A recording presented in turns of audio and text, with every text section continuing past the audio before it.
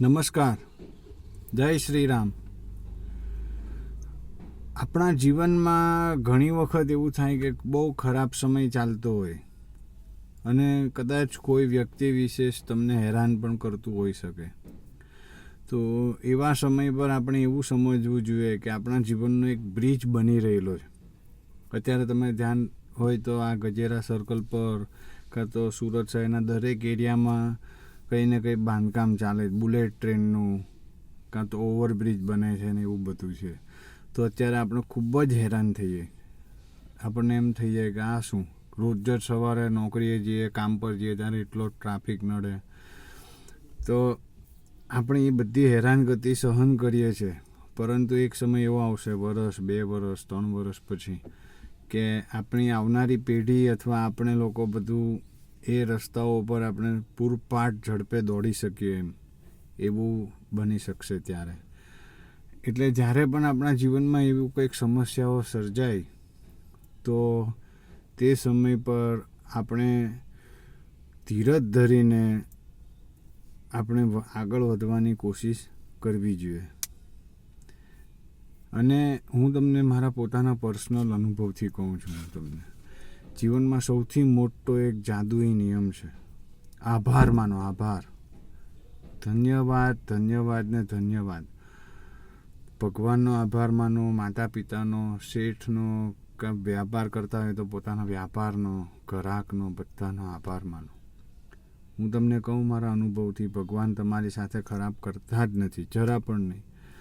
તમને એક જગ્યા પર તમે જ્યાં છો ત્યાંથી તમને વાળવા માટે એ દરવાજો બંધ કરે છે ને તમને સારી જગ્યાએ લઈ જવા માટે. તેવી રીતે છે આ. કદાચ તમે બહુ હેરાન થઈ રહેલા હોય કે તમારા જીવનમાં કંઈ પણ બને ત્યારે ભગવાનનો એમ વિચારવાનું કે આ ભગવાનનો સંકેત છે એમ.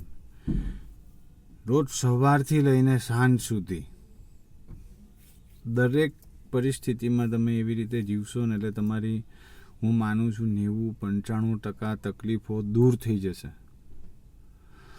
કારણ કે તમે સવારે ઉઠો ત્યારે ભગવાનનો આભાર માનો કે કંઈ નહીં, મારા પરિવારના દરેક સભ્યો સવારે જાગી ગયા છે, બધા સુખરૂપ છે, આભાર ભગવાન. તમે નાસ્તો કરવા બેઠા તો એનો આભાર માનો કે મને ચા નાસ્તો મળી ગયો છે. દુનિયામાં એવા કેટલાય લોકો હશે કે જે રાતે ગુજરી ગયા હશે, એ પરિવારના ઉપર શું વીતતું હશે. સવારે કેટલાય લોકોને એવું હશે કે જે ચા નાસ્તો પણ નહીં કરતા હોઈ શકે, પૈસા ના હોય કે બીજી કોઈ તકલીફ હોય એવી રીતે. પછી તમને તમારી નોકરી નથી ગમતી કે તમારો વ્યાપાર નથી ગમતો તો એવું વિચારવાનું. એવા કેટલાય લોકો છે જેની પાસે નોકરી ધંધા કંઈ જ નથી ને એમને માટા મારતા હોય, તો પણ ભગવાનનો આભાર માનો કે તમારી પાસે જેવું છે એવું છે. તમને તમારા પૈસા ઓછા પડે છે, રૂપિયા તમારી પાસે ઓછા હોય એવું લાગે તો પણ આભાર માનો. કારણ કે એવા કેટલાય લોકો પાસે છે કે જેની પાસે 3 ટાઈમ ખાવાના રૂપિયા નથી. અત્યારે આપણે 3 ટાઈમ ખાવું પડે, 2 ટાઈમ નહીં. આપણે લોકો 3 ટાઈમ ખાઈએ છીએ. પછી કોઈ પણ સંજોગોમાં રાતે તમે ઘરે આવ્યા તો પણ તમે એમ વિચારો કે નહીં, અમે બધા સુખરૂપ રીતે ઘરે આવી ગયા. આજે કેટલાય લોકો એવા હશે કે રસ્તામાં એક્સિડન્ટ થઈ ગયા હોય, કે પણ એવા બનાવ બની ગયા હોય કે જે લોકો ઘરે પાછા નહીં આવી શક્યા હોય, તો પણ ભગવાનનો આભાર માનો. હું તમને કહું, આ મારા જિંદગીમાં મેં અનુભવેલો આ બહુ મોટો એક એ છે કે કોઈ પણ વસ્તુમાં, કોઈ પણ પરિસ્થિતિમાં તમે આભાર માનવાનું રાખો.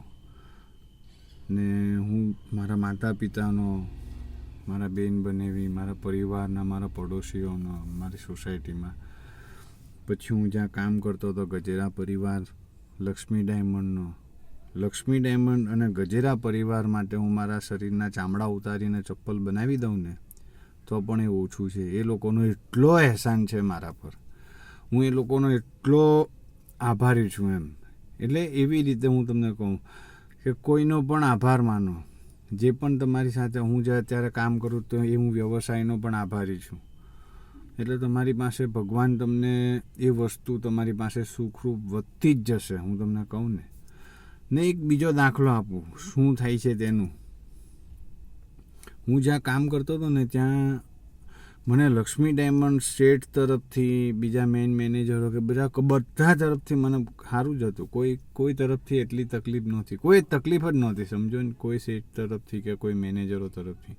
પણ આ બધાની વચ્ચે એક મેનેજર એવો હતો, એ જે મારા જેવો 25 પૈસાનો જ મેનેજર હતો, મારા જેવો જ, પણ એ મને એટલો હેરાન કરતો. સવારના પોરથી આવે ત્યારથી 8 વાગ્યાથી સાંજે જ્યારે હું છેલ્લે 6 વાગે જાઉં ને ત્યાં સુધી દર અડધો કલાકે 20 મિનિટે, કારણ કે મારે એનું કામ મારી પાસે આવતું, અડધો કલાકે 20 મિનિટ, આમ કેમ, નાઇટવાળા કરીને જાય તો પણ મને આમ કેમ એટલો હેરાન કરતો. અને તમે માનશો નહીં, મેં એવી 3 વર્ષ એવી નર્ક જેવી જિંદગી મેં એની સાથે કામ કરતાં પસાર કરી. નર્ક જ સમજી લો. અને એટલો હેરાન કરતો. પણ એ સમય દરમિયાન મને પોતાને એમ થયું કે હું નોકરી છોડી દઉં. મારા મમ્મી પપ્પા બિચારા એમ કહે કે તો તું શું કરશે, એ લોકો એટલી ચિંતામાં. અને તમે માનશો, ભગવાન તમને આ સમય દરમિયાન બધું જ સાચવી લે. એક બીજા ભાઈ અમારા સ્ટાફમાં એવા દિલીપભાઈ કરીને, ને એ પણ માણસ સારા હતા. એટલે પછી મારું ખરાબ નહીં થયું. એટલે હું 2 વર્ષ નોકરી કરી શક્યો. પણ એ 2 વર્ષની નોકરી દરમિયાન હું બીજું બધું કામ શીખો. નોકરી કરતાં પણ વધારે મેં મારું બીજું જે કામ મારે શીખવાનું હતું એ મેં શીખી લીધું. અને 2 વર્ષ પછી મેં નોકરી છોડી. અને તમે માનશો, હું જ્યારે પણ લક્ષ્મી ડાયમંડમાં જમવા બેસતો ને તો હું ભગવાનને એવું કહેતો કે ભગવાન, હું જીવું ત્યાં સુધી મારે લક્ષ્મી ડાયમંડમાં કામ કરવું છે. કારણ કે મને શેઠ તરફથી કે કોઈના તરફથી કોઈ તકલીફ નહોતી. અને મેઇન વાત, લક્ષ્મી ડાયમંડ જેવી કંપની, હું તમને કહું ને, કારીગરો માટે, મેનેજરો માટે આખા સુરતમાં હોતા ના મળે. કારણ કે એ કંપની કારીગરો માટે, બધા માટે સારી જ છે. પણ આ એક માણસે મને એટલો હેરાન કર્યો ને, કારણ કે હું તો કોઈ દિવસ લક્ષ્મી ડાયમંડ છોડવાનું વિચારતો જ નહોતો. અને તમે માનશો, મેં તો એવું વિચાર્યું કે કદાચ મને ગળામાં પટ્ટો નાખીને કૂતરો બનાવીને રાખે ને તો પણ હું રહેવા તૈયાર હતો. પણ આ એક માણસને કારણે મેં છેલ્લે એવું પગલું ભર્યું કે હું શીખવું, કંઈ મારે નોકરી છોડવી જ પડશે. કારણ કે આનું કંઈ થાય એમ નથી, મારે પોતે શીખવું પડશે.